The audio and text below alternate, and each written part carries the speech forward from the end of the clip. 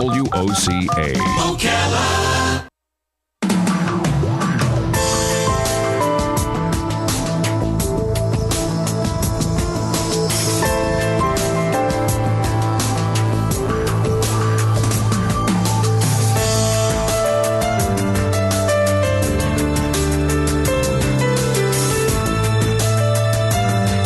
All right, 25 minutes before 11 o'clock. Thank you for tuning in. We have a very accomplished author on the phone with us. Her name is Mona Simpson.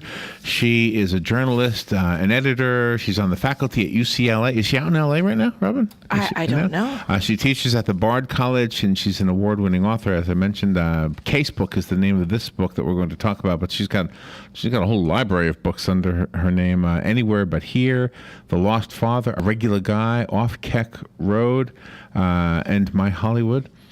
Casebook, a humorous mystery novel about an American family coming apart at the seams and then reconstituting itself to sustain its members through the ultimate trial. And it is one of those that'll keep you on the edge of your seat and funny too at the same time. Yes. And we've got a connection, Robin.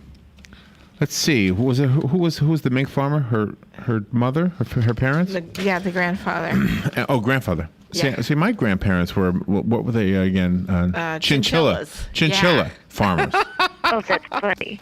Mona Simpson. cool. Good morning, Mona. How are you?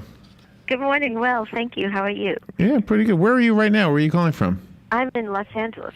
See, and you're in Florida, right? We're in Florida, so thank you for getting up early to do this with us. No problem. But we both have nice weather when there's a storm in the Northeast. That's right. Well, I like the way you talk. You got a sexy voice. So your grandfather raised minks? He did, yes. I remember it a little bit from when I was small, the cages. Do you have any of them left? I mean, not the live ones, but I mean... do you have... I inherited a lot of them. But no, I've long given them all away. How about you? Do you have any? No, I don't think I ever had any. But you know what I saw in an old shop around it? Because it's so politically incorrect now to have those. Yeah, totally. Right, I know. But I agree with that political incorrectness. I do too. I do too, yeah. And I remember as a child sort of opening a closet door, and there would be, these stoles in my grandmother's house that would have the feet and the head. Right, Oh, yes. right. Crazy. I know, but I guess at the time, nobody thought anything was wrong with that. Now we do. We think differently, don't we? Yes. So good thing you're a writer. You couldn't have continued the family business. Right? The family business, I think, didn't even continue itself. I think it ended soon after. It ended, yeah. Well, I don't see anybody wearing mink stoles anymore. Nobody wears them. They don't even wear the fake ones anymore, right? No. So how are you? I'm well, thank you. How are you? I'm pretty good. Are you constantly writing? Are you an author that is very, very prolific? It looks like you are. I don't think I'm considered an author who's very, very prolific. That would be sort of a book a year or so. I would love to be that. I am always writing, though. It's just that, I revise a lot, so it takes me a long time to put together a book that I feel is ready to go out into the world. Well, maybe that's why you have so much success. Tell us about the Casebook. Tell us the thumbnail sketch, the movie trailer version, if you would. Okay, although, of course, the writer's almost the worst person to tell the movie trail. But you're the only one we have. You're all we have. Yeah, that's true. I'll do the best. So, Casebook is a strange kind of love story. It's about two teenage boys who are kind of nerdy. They're not in the popular crowd. And sort of for amusement, they decide to set up a walkie-talkie under one of their parents' beds. What they're hoping to find is they're hoping to listen in on the mother's conversation and figure out things like whether they'll be allowed to watch TV on weeknights, whether they'll be able to persuade the one mother who's anti-electronic to buy a game station. And first of all, the walkie-talkie doesn't work that well, but they soon get a little bit more sophisticated with their electronics and are actually able to hack into their mother's conversations. And what they hear actually surprises them because, first of all, it's not all about them. That is kind of funny. Okay, I'm sorry. It is kind of funny because I think they expected all their parents' conversations to be only about them. Yeah, right. And what do you know? Their parents seem to have other lives. And in these conversations, the boys overhear some disturbing things. And basically about the breakup, I mean, they begin to get a sense of the breakup of their parents' marriage. They get a sense of, after a little while, of a new stranger who's in the scene, and they begin to have suspicions and investigate some of these things. And they actually learn. They learn a lot about snooping, and even at one point involve a local private detective. They sense a danger to their family's happiness, but also to even their family's financial security, and they investigate that. So are they worried that things are going to fall apart? They're worried that things will fall apart. Things do fall apart, and there are new people, and they're not sure that they don't know whether they trust the new people.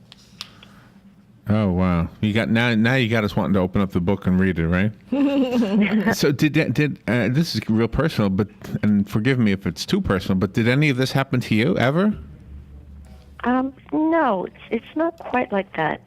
I mean, when you say did any of this happen to me, I mean, I think that the deepest undercurrent of the story is there's a lot of questioning. The boys are also teenagers, so they're coming to the age where they're beginning to figure out for themselves, what is love? What is romantic love? Are those things the same thing? Is romantic love to be trusted? Is it dangerous? Is it thrilling? All these things. And one of the deepest sort of, some reviewers said, the real love story here is not the adult love story, but it's a love story between a son trying to protect his mother. So, yes, I've had children to, certainly some things, little bits and pieces here and there are from my real life, but not the overall plot. Oh, okay. So you never put a walkie-talkie under your mom's bed?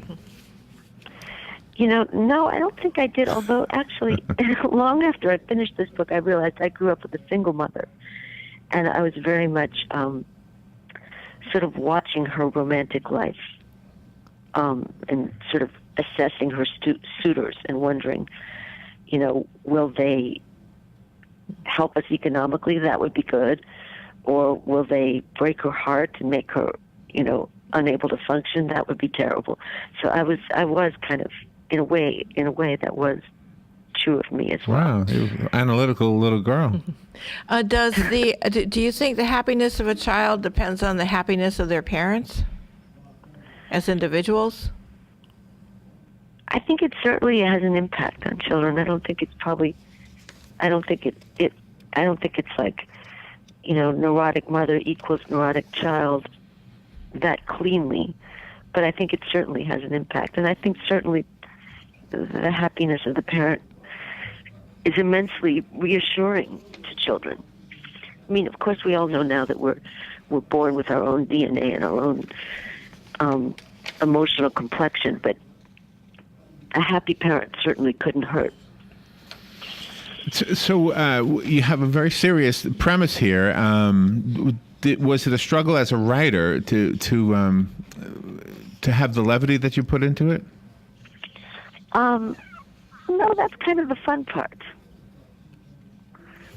I mean, was it easier to put levity because there were two boys? Would it have been harder if it was two girls? That's a really interesting question, isn't it? Wow. I don't know if it says something bad about me or not, but no, I'm just wondering. Boys are goofy. Yeah, I don't know. It's a really revealing question because I happen to live in Hollywood, in Los Angeles, where I know that a lot of the conversation in Hollywood all the time is why is it that all the comedies are written by men for the most part.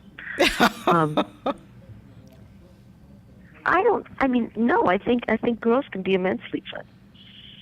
No, oh gosh, that's not what I meant. I think, oh gosh, yes. Gosh, how many female comedians do I love? That's not what I meant. I meant if two boys in the real world were getting into a spying mess, and two girls were getting into a spy mess, the two boys might be, like you said in the beginning, it was more self-centered. They wanted to know if they were being talked about, whereas the two girls might be maybe less self-centered. I don't know. This is maybe my perverted male mind, but I would think that girls would be more concerned about the family and the boys would be more concerned about themselves. I wonder, well, in one of these families where the parents split up in this book, the boys are the boy and his best friend are very obsessed with the mother and her adult dating life. Whereas at one point he has two little sisters, and at one point they're around, but he doesn't pay all that much attention to his younger sisters. And at one point he realizes that they're very concerned with who their dad is dating. And all of a sudden he realizes that they have a consciousness too. Yeah, and that's good. I like that. All right, we need to take a little break, and we'll be right back. Fun interview so far. Mona Simpson will be back with us in just a minute. We've got to take a check on the weather and a couple of commercial announcements. The book, again, is called Casebook. Mona Simpson will be right back with Mona after this. The weather is brought to you by myfwc.com. Safe boating is no accident. Plenty of sunshine and pleasant today, high 69 to 73. And tonight, clear and turning colder with lows ranging from the mid-30s in a few inland spots to 43 along the coast. Sunny, breezy, and cool tomorrow, the highs ranging from 57 in the northwest part of the zone to 62 in the southeast. And on Saturday, plenty of sunshine with a high of 60 to 64. From the Florida Weather Center, I'm meteorologist Joe Lundberg.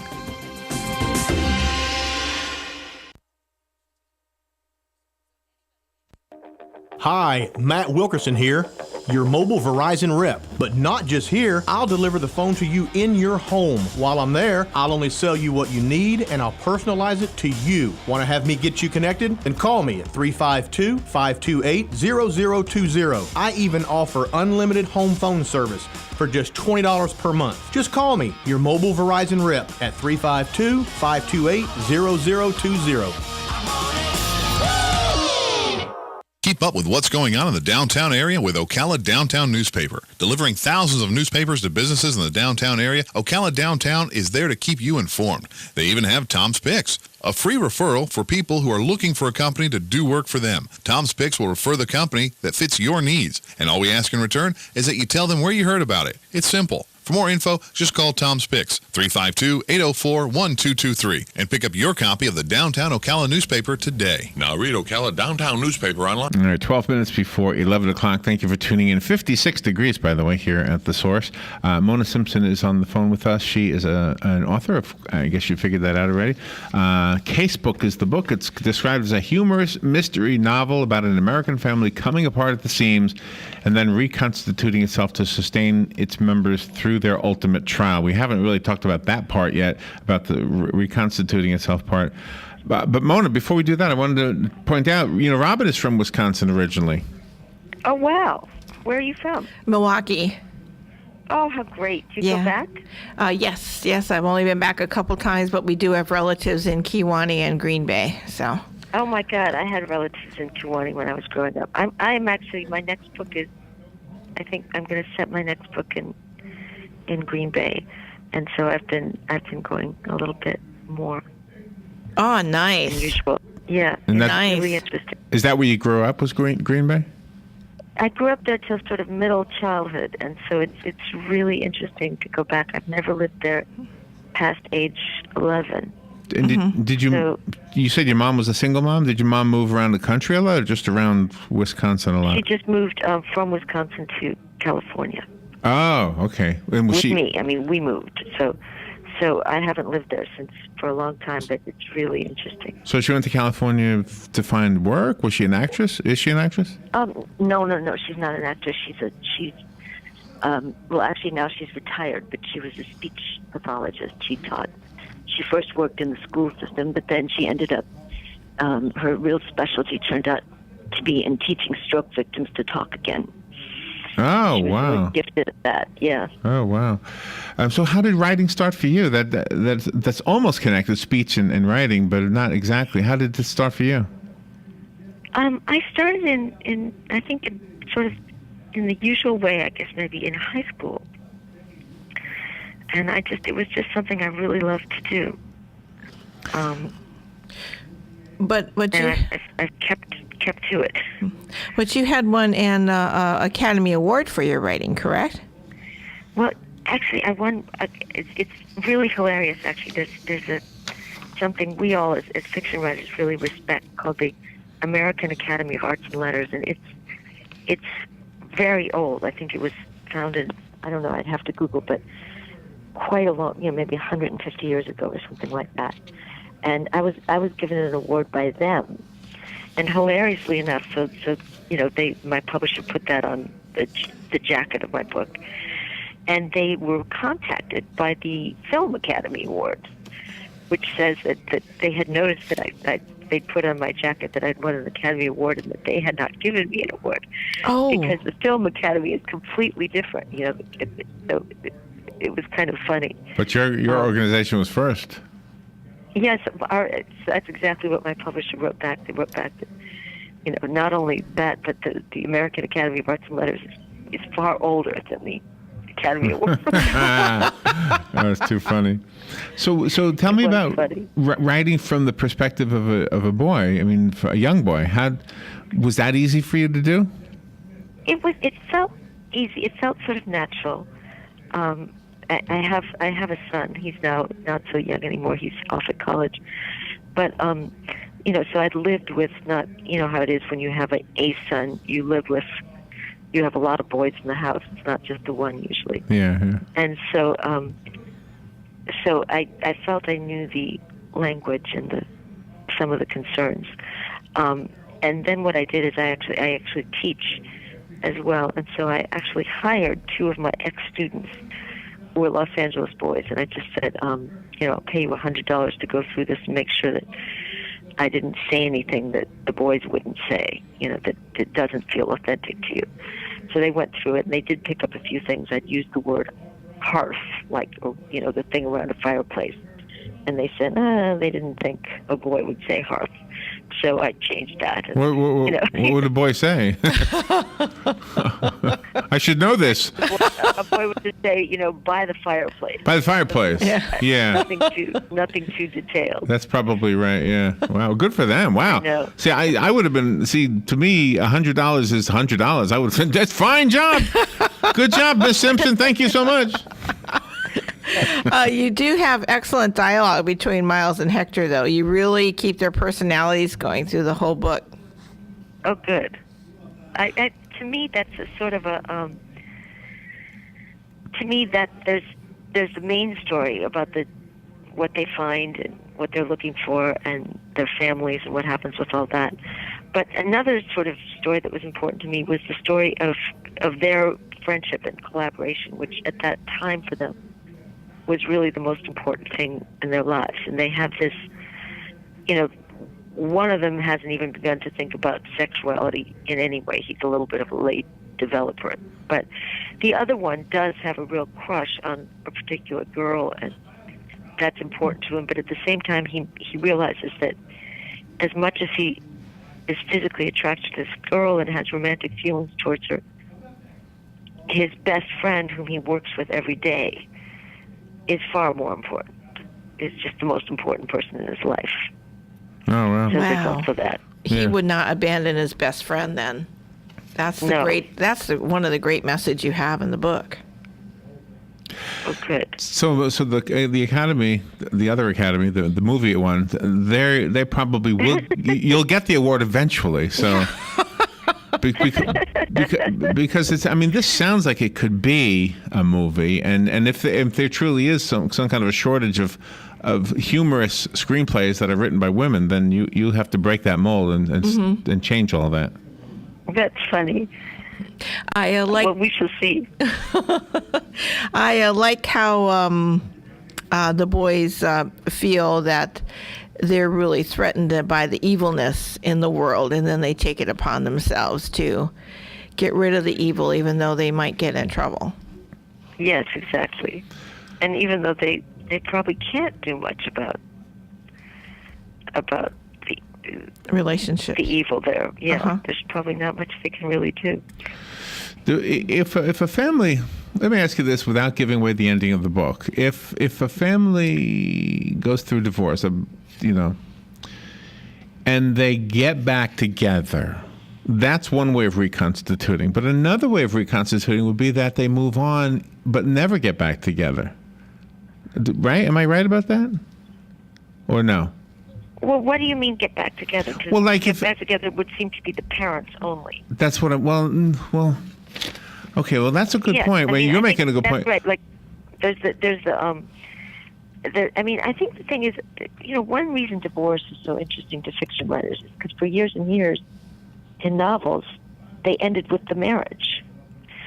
Think of all the Jane Austen novels we love, and that's the marriage plot. They end with the wedding, and that's wonderful too. But we live a little bit differently now. We're living in a slightly different way. So it's interesting.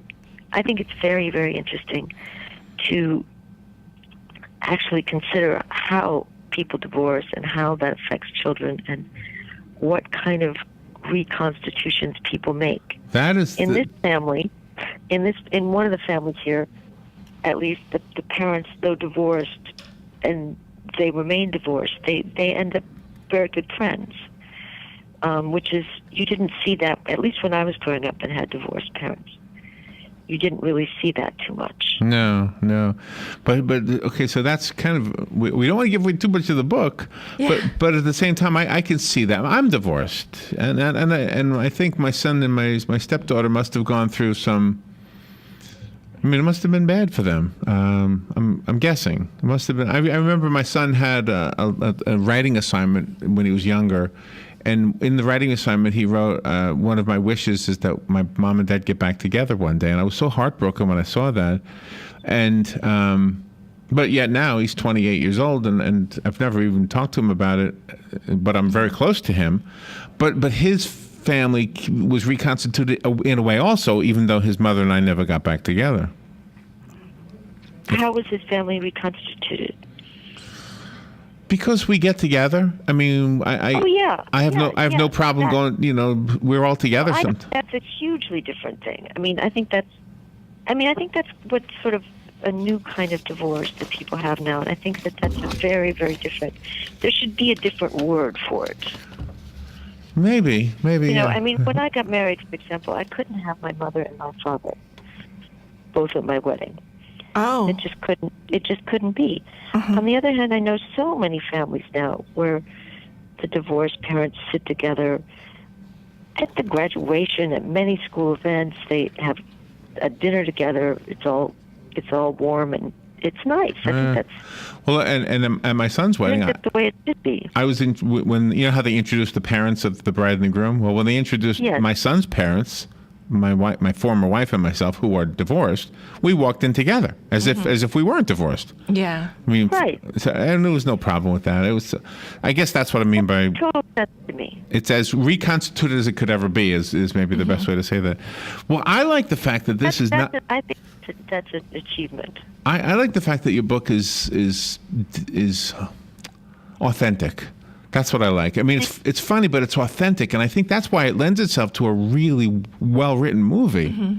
Really, that's true. As opposed to something that's just funny, slapstick funny. This is funny, thoughtful funny.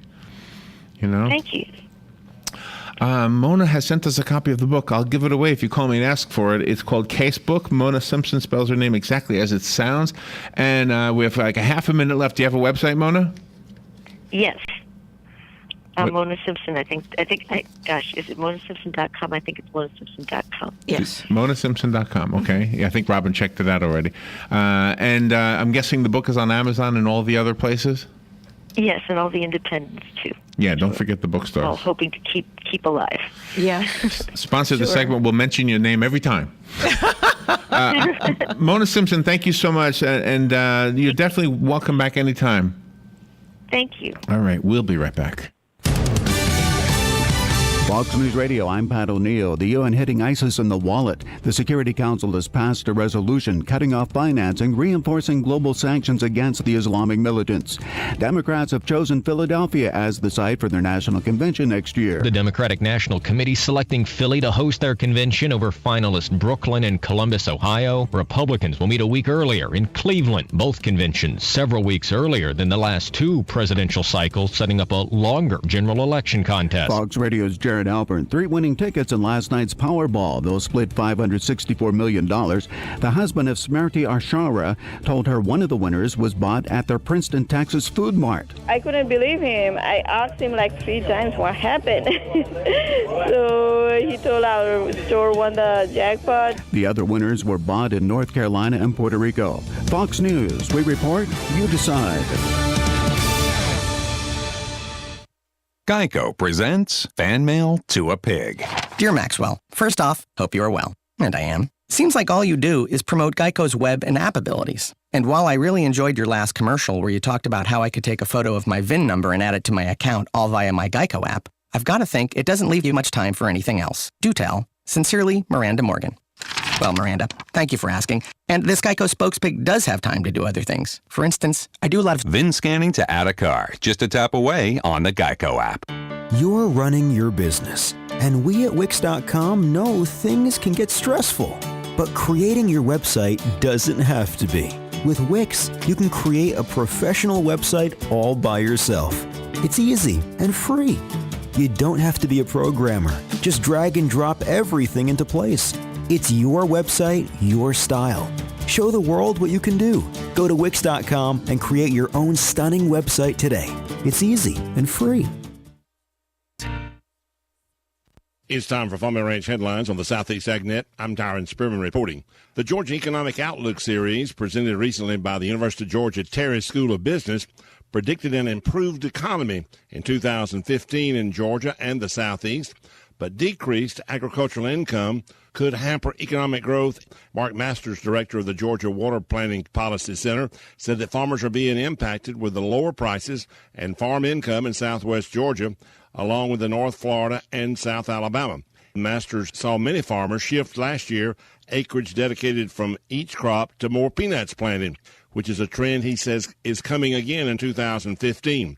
Masters said more peanuts will be planted thanks to provisions in the 2014 Farm Bill, which provides advantageous price loss coverage for peanut farming. Masters said as far as 15 goes, when all else fails, plant peanuts.